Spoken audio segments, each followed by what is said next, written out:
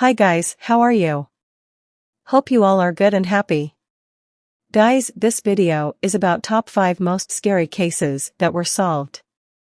To know about these cases, don't skip and watch till end. So let's begin. Number 5. On the 2nd of February 1991, a family member of 78-year-old Lucille Johnson traveled to her home in Salt Lake City, Utah, when they tried to contact her to no avail. Upon arrival at Lucille's house, they were shocked to find that her life had been taken and that various items in her house were missing, including jewelry that her family knew she was in the habit of wearing on a daily basis. They also told police that Lucille kept a very clean house, and when they noticed that there were Lego toy bricks scattered across the floor of her lounge, they knew that there was foul play involved since she only took these and other toys out while her grandchildren were visiting. The Legos were checked for fingerprints and swapped for DNA. But when tests were done, neither the DNA nor the fingerprint matched anyone in their database. And Lucille's case went cold as no suspects were identified. For the next 13 years, Lucille's family waited in hopes that someone would come forward with information that would lead to the culprit. But as years ticked by, there was no further progress in Lucille's case. That is, until 2013, when investigators took another look at the case and they finally found the breakthrough that they were looking for. The fingerprints found on the Legos came back as a match for the son of a man called John Sansing. Investigators theorized that Sansing's son was in the house with him when he committed this heinous crime and that he was playing with the bricks, not knowing what his father was up to. Sansing was found to be incarcerated on death row in Arizona, and when his DNA was compared to that of the crime scene, it was a positive match. When Sansing was confronted with this undeniable evidence, he confessed and he continues to serve his sentence in Arizona with an added list of charges that were brought about by something as simple as a child's toy. Number 4.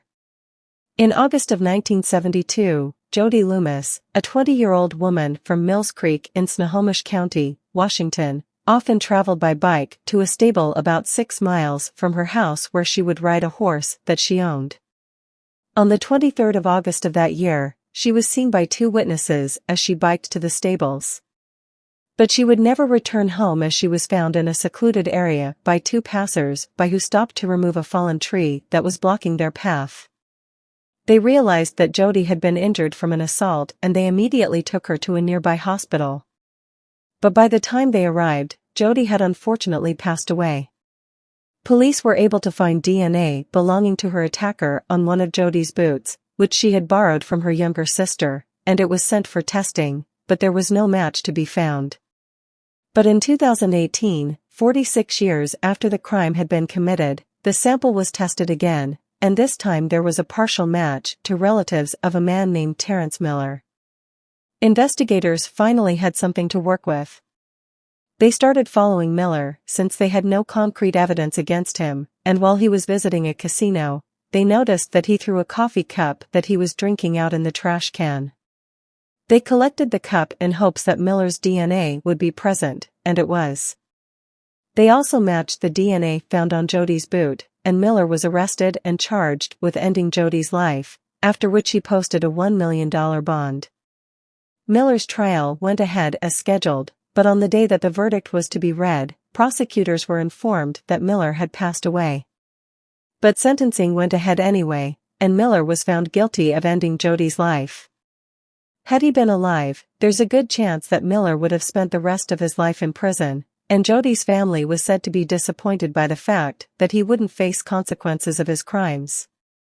But investigators were happy to finally close this baffling case and stated that they were hopeful that the identification of Jody's attacker would bring them some closure. Number 3.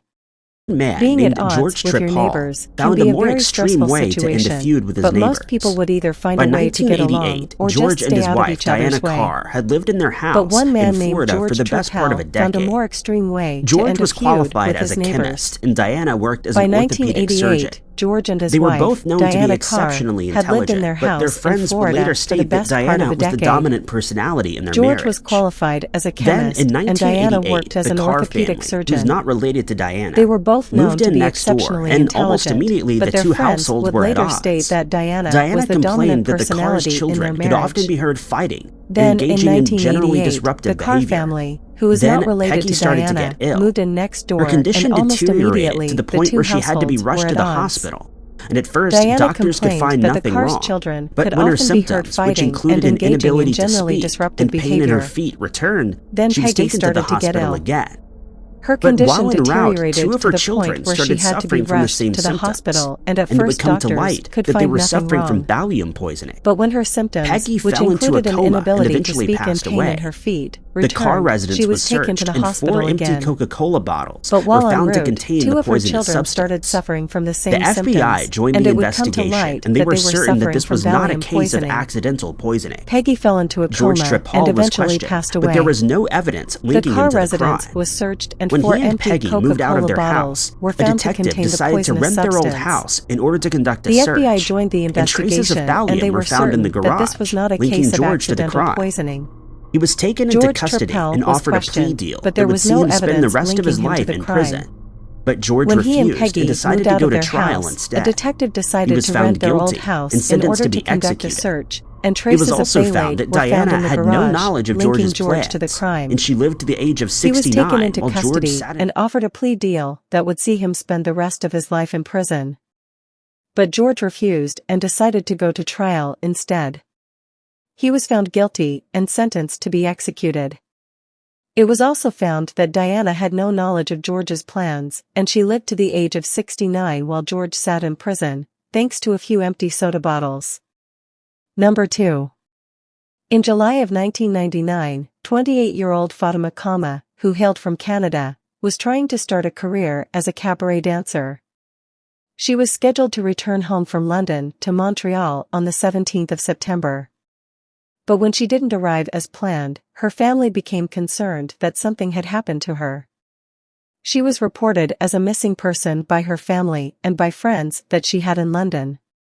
But when they traveled to her apartment, she was nowhere to be found. Her flatmate, a man named Yusuf Wahid, was a former airline steward and couldn't be located either. Then came a shocking revelation. An abandoned suitcase that was found by 2 women at London's Heathrow Airport was inspected by a security officer, and they were found to contain Fatima's remains. To add to the mystery, it was discovered that her jewelry, which was valued at around $50,000, was missing. Investigators also learned that Wahid had bought a one-way ticket to his home country of Lebanon, and suspicion immediately fell on him. Their case was bolstered when CCTV cameras from Paddington Station were checked. In the security footage, Wahid was spotted wheeling a trolley containing the same suitcase that was eventually discovered abandoned at the airport. It had now become a certainty that he'd fled the country to avoid prosecution for his unthinkable crime. Wahid hid in Lebanon while maintaining his innocence. He told investigators that he had never been to London, but he was then confronted with fingerprint and biological evidence from the flat that he shared with Fatima, and his fate was pretty much sealed. With this new information, he was put on trial in Lebanon, found guilty, and sentenced to be executed. But British authorities continued their efforts to have Wahid brought back to England. In 2010, 11 years after the fact, Wahid was finally extradited back to the UK, where he was ironically arrested at Heathrow Airport, where he had dumped the suitcase, and he stood trial for Fatima's demise. He was sentenced to life in prison without the possibility of parole after serving a minimum of 24 years. Fatima's family is at a loss as to why he committed the crime. But investigators have stated that he had very likely ended her life in order to steal her jewelry and money, none of which was ever found. Number 1. In 1981, 42-year-old Fred Grab and his wife, Charlotte, had been married for over 2 decades, but their marriage wasn't as idyllic as it looked from the outside. The couple owned an 800-acre farm in Indiana, and they both worked hard to make it a success. But Fred was not a loyal husband, and after she caught him cheating on her in 1961, Charlotte decided to get a divorce, only for the couple to remarry again a year later. They had 2 children, but due to Fred's abusive nature, they didn't get along with their father.